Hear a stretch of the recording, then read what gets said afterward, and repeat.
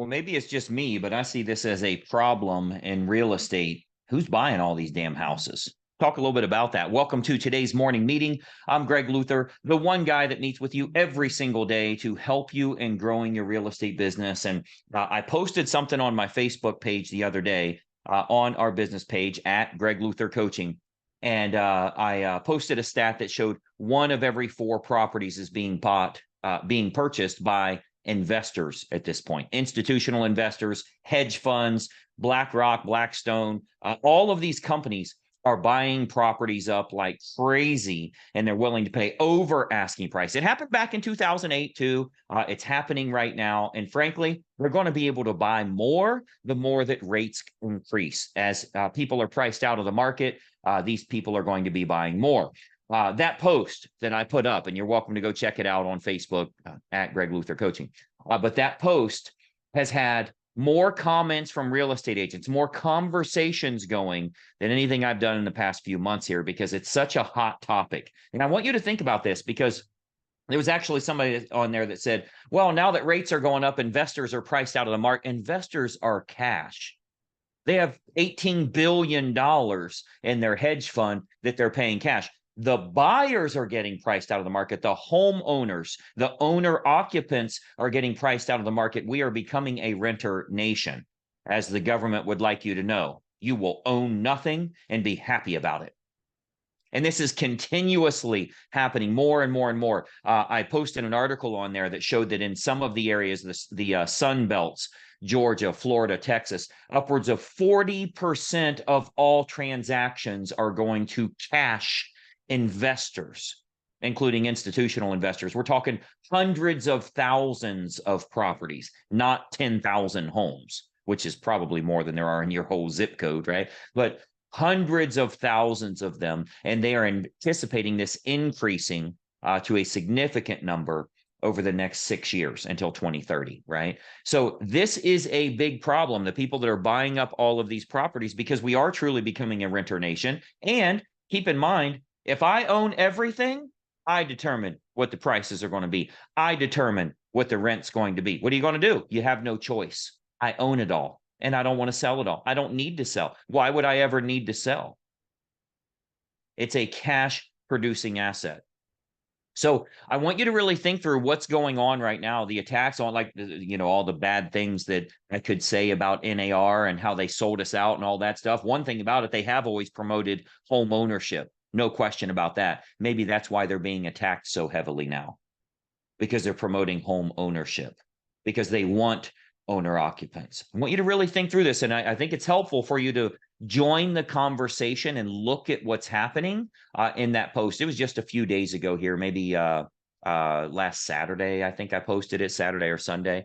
So you can go to facebook.com/Greg Luther Coaching, or just search Greg Luther Coaching. You'll see it there. Make sure you're following that channel too. But that conversation, it's a purple picture that you'll see there if you're scrolling through. That conversation is really revealing to see how agents feel about this. A lot of people don't even want to believe it. Show me the proof. Where are you getting this data from? Like, here? Oh, well, I guess I didn't know. You're a real estate professional. These are things that you have to know. So the market is changing. The ownership in America is changing greatly. The big dumb companies are starting to gather up everything. And if they own it all, they control whatever if I owned all of the car dealerships in the city, I control pricing. If I controlled all of the car manufacturing companies, I could say cars are 150 grand. What are you going to do? You can't get a car anywhere else. So I want you to kind of think through, there's a whole lot of people that are going to sit on their house forever and they're never going to move. But if all of those other homes are getting bought up by institutional investors, and they're certainly not flipping it, they're keeping it forever. Hell, they'll buy it and rent it back to the person that sold it to them. And they'll rent it for 3 years, 5 years, 7 years. So really think through what's going on in this market, how you tap into that market yourself, how you can profit from that. Many of you know I am showing a lot on the smaller side of investors, where we're working with investors. They're getting 5 to 10 homes. That's always a good investment. We promote investing in real estate. That's a smart move, right? I don't have any problem with that at all. We actually teach that. And I've got a whole lot of agents that will pick up an investor that buys 5 to 10 properties. I mean, how many of those do you want? You'd like to have a few of those, right? We're not talking hundreds of thousands of homes as we're seeing are happening from the big institutional investors. Those of you that have been selling for a while, you remember back 2008 to 2012, BlackRock had people knocking on doors to find homes. They weren't buying homes in the MLS. Now, you'll see in those comments in that thread, I would definitely recommend you go check that out on Facebook. But you'll see in those comments, agents saying, my last 5 transactions have went to big LLCs, big, like big companies. My last 5 deals, all 5 went to investors. We had multiple offers, and the investor was willing to beat every single one of them to control this asset. Right. So that does continue happening. I forget where I was going with that story. But anyway, we are working on a much, much smaller scale, people that are just getting 5, 10 houses. And if you are working that investor program, that's a smart move. Oh, BlackRock knocking on doors. They are going knocking on doors, and they're literally saying, we will buy your home whenever you want to sell. You want to sell next week, next month, 3 months, 5 months? We'll buy it. You can hire the appraiser and we'll pay appraised value. You'll pay no commissions. They're cutting the realtor out of the deal. Like, why do they care if they buy it from the MLS or they buy it direct?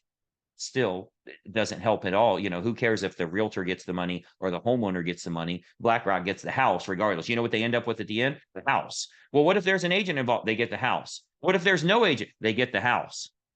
So they're saying, we'll buy your house at appraised value. No real estate commissions, no closing costs. You can close whenever you want. You can even rent this place back for a while if you need time to find your next place or to build a new home or whatever the case is.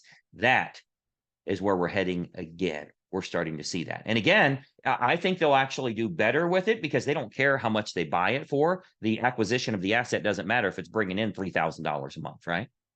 But I think we're going to see that more because now there's a lot of regular buyers that are priced out of the market based on interest rate. They're like, yes, can we please get the government to raise rates more? Because that slows down everybody else's ability and we can own the world. If nobody else can afford cars, they'll have to rent a car. If nobody else can afford houses, they'll have to rent a house. We're sitting on billions and billions and billions of dollars. Let's acquire those things so we can control the market. I don't know. I'm not into the believing the whole world's against us or conspiracy theory or anything like that. I'm definitely not that type of person. I am as real as they come, and I am an accurate thinker. But I also look at accurate numbers, and I also see what's going on here. So you should be aware of that as a real estate agent. Take action accordingly for yourself, for your own clients, the things that you're doing in your business. Yes, it does make sense for cash investors to buy homes, but we're talking, 5 houses in your neighborhood. We're not talking hundreds of thousands of properties. So you should be operating as a real estate agent yourself, representing mom and pop, representing the little guy, even if he's got an LLC, but he's got like 4 houses. You should be doing that.